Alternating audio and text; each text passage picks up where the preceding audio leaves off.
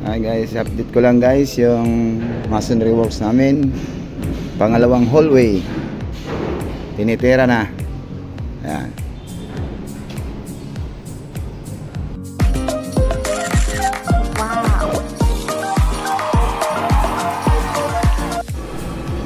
Hi guys, welcome back to my vlog.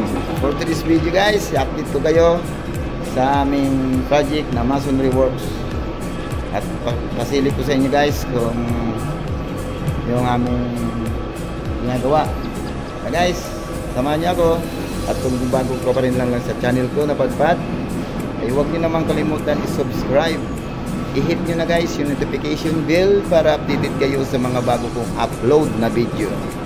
So guys, huwag na natin patagalin.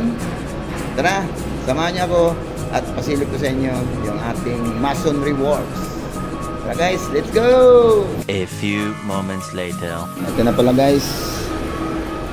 Ito na yung pinaka-hallway na una namin yung ginawa. Halos buo na. Inuuna muna namin yung hallway para maganda naman tingnan bago namin ginagawa yung mga partition sa loob. Ayan. Makapansin nyo.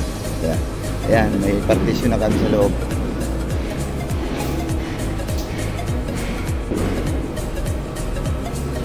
Ayan. Bali, nakaapat na tayo ng partition dito sa side na to.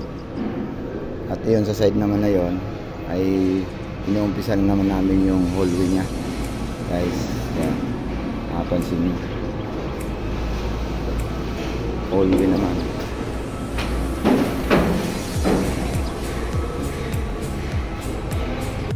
Yan na pala guys yung pangalawang hallway. At sinisimulan na rin namin ng CHB laying. Yan. Bali yung kabilang yan pala ay 13 units. Yung kabila ay 12 units. At saka yung sa may hagdan isa, bali 26 units yan yung isang floor. Yan guys. Yan, napansin nyo. Yan na.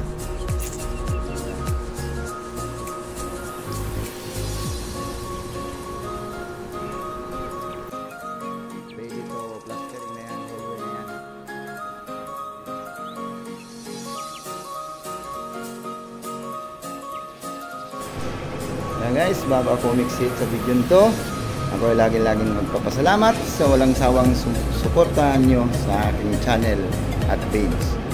Guys, huwag nyo naman kalimutan yung page ko, Church Serrano Vlog. Pakipalo na lang din guys.